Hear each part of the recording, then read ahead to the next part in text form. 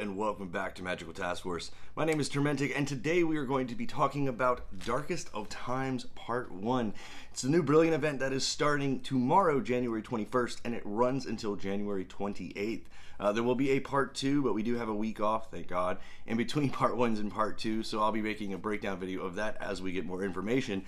But this one's going to be a little interesting, actually. Most of the tasks are pretty easy, everything like that. There are a couple, especially involving Portkeys, that might be a little troubling for some people, but got the full breakdown and everything like that for you right now, so let's just jump right in. First off, I want to say Brain Elixirs are going to last the full hour, which is really awesome. They won't be just a half hour, they'll last for a full hour. It's one of those where normally whenever you go out, most of the time I'm out there for at least an hour, so it's nice that I won't have to go through two potions in order to actually get that bonus. On top of it, there is a free gift as well. There's 1 silver key, 25 energy, and enough ingredients to brew 1 brain potion as well. Now I do want to say that silver key you definitely want to keep. Don't just go all willy-nilly and use it. There is a specific task that you need in the tasks, so save any silver keys that you have as of right now. I'll start going over why here in just a moment. There's also a great breakdown of all of the bundles that you can check out. Professor ESS did a complete breakdown. I'll put a link down below so you can actually check that out because it's pretty awesome, the work that he put into that. So first off, let's do a breakdown of exactly what Fandables you will find in this event. Dumbledore, you'll find he's just a wild spawn. Same thing with Fawkes. Fawkes will show up in the wild. Professor Trelawney is going to be in 3 kilometer Portkeys, which Trelawney is one of my favorite characters actually from the Harry Potter universe. I've always loved her. You get a glass jug of pumpkin juice. That's going to be an event task that you'll get. And then Post Owl is also through event tasks. That's how you'll get that one. And the last one is Professor Burbage, which I don't actually remember. If you know where Professor Burbage is from in the Harry Potter universe, leave a comment down below because I didn't look it up and I can't remember who exactly she is. But anyways, you will find her fragments inside of fortresses using those brilliant rune stones. So let's start talking about the different tasks. There are, of course, 4 different parts like normal. First one is cast 5 great spells. If you do that, you get 2 green books, which is awesome. Next one, return 10 Foundables of any family. Now that's pretty awesome. It isn't specific to any family or anything like that. It can be just 10 random Foundables. You get 25 brilliant XP. The last one is use 2 potions and you get another 25 brilliant XP. The reward for finishing all 3 of those is 300 wizarding XP, 1 green book, and Hermit Crab. I'm not going to go over all that you get from each of the tasks, only the ones I think are actually pretty important. The Hermit Crab I do want to stop on for a second though, just because of Dwaddle Drots.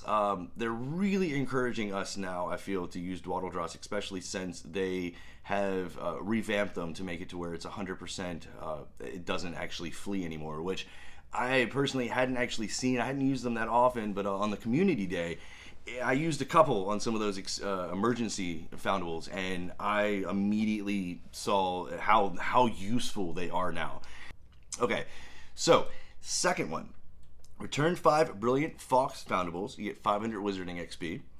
Cast Arresto Momentum 3 times, and you get 20 brilliant XP from that. We'll come back to that one here in just a second. The next one is brew 3 potions. You get 15 brilliant XP. The reward for completing all 3 of those, 25 brilliant XP, 2 green books, 1 glass of pumpkin juice Foundable fragment, and 2 silver keys, which are very, very important. Keep note of those silver keys. So far, if you've gotten to this point from the free gift and all of the rewards, you have 3 keys, which is, like I said, important. Keep that in the back of your head. Now, let's go back to the Arresto Momentum. There's been some talk on social media about people being afraid of not being able to find the Foundables for Arresto Momentum. I feel like they're going to increase those spawns in order to be able to help people do that. A really good trick James over at Wizarding News thought of was if you find one that has Arresto Momentum when you get to the second part, complete the cast but do it very slowly because most of the time you won't return it just because of how slowly you'll get a fair cast, but you'll be able to get credit for casting a Resto Momentum. If you want to, you can use a Dwaddle Drop just to make sure that it doesn't flee, but you should be able to get your 3 casts from one foundable technically. It was a really great idea. Awesome job thinking of that, James. So that should help you get around that. Orange Wizard also has a really good infographic of what foundables you're looking for specifically for a Resto Momentum. So I'll leave a link, as like I always do, down to his page. Take a look at it, save it to your phone. It definitely will come in handy if it's something you're specifically looking for and having trouble with that part of the quest line. So on to part 3. To begin, return 5 brilliant Dumbledore fragments. You get 500 Wizarding XP for that.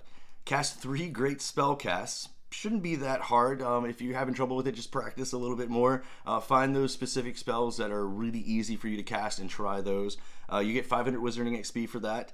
Now this is the kicker. This is where the heartache really begins. The last one here is unlock 5 portmanteaus. Now that means, of course, you have to unlock the portmanteau to get the portkey. You can't just open the portkey. You get 15 brilliant XP for finishing that. The rewards for all 3 of those, 25 brilliant XP, 5 green books, and 1 dark detector, which will come in handy on part 4. Now, going back to the portmanteaus, as always, you want to make sure that you open them when you get to this part. If you open them in part 2, it won't count like normal. Something that I've been doing, I have a bunch of old Portkeys left over. I started them the other day, and I walked a little bit, about halfway, so I'm hoping that I can finish the first 2 parts before I get to part 3 to unlock them.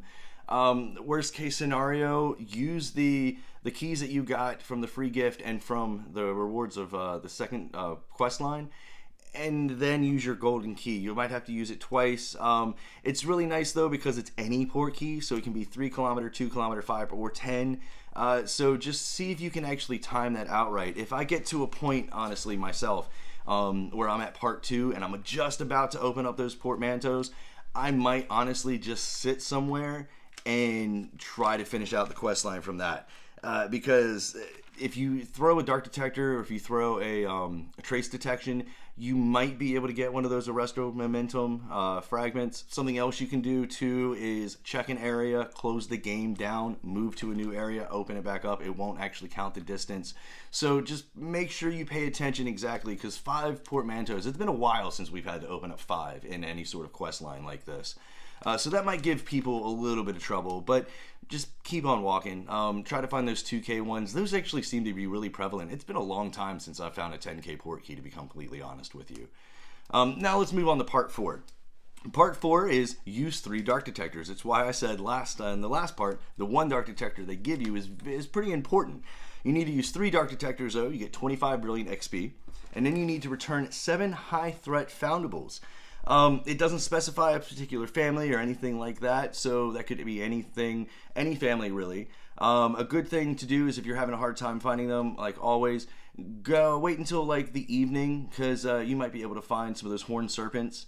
But always as well, you can use dark detectors, you can use tonic trace detection. Good key thing always with dark detectors is find an inn that's close to like 1 or 2 other inns, put 3 dark detectors in each of the inns, and you will probably spawn something that's high threat. Now emergency level spawns should also work as well, count towards that. I know that's how it worked on community day. So just that one might be a little bit hard. Just keep with it, you'll be able to get it, not a problem. The last one though is, you get 3 red books actually for returning all 7 of those high threat foundables. The last one is collect 20 foundable fragments from any family, and you get 25 brilliant XP from that as well. Now the reward for all of that is 750 wizarding XP, 50 gold, 5 green books, and 1 post-out brilliant fragment. So this one does seem a little bit harder than the last couple that we've actually had.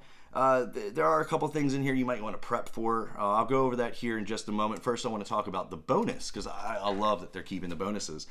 This one is pretty steep though, so I wouldn't be surprised if a lot of people don't actually finish this bonus. First quest is return 15 high threat foundables. Again, you can use the dark detectors and the tonic trace detection in order to maybe find those if you're having a hard time. Try to find horned serpents if you can. Unlock 10 portmanteaus.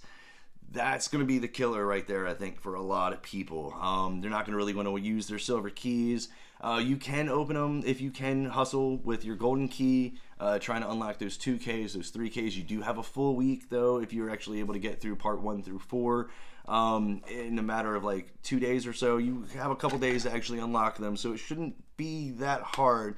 But I think that one's going to be the big kicker for most people.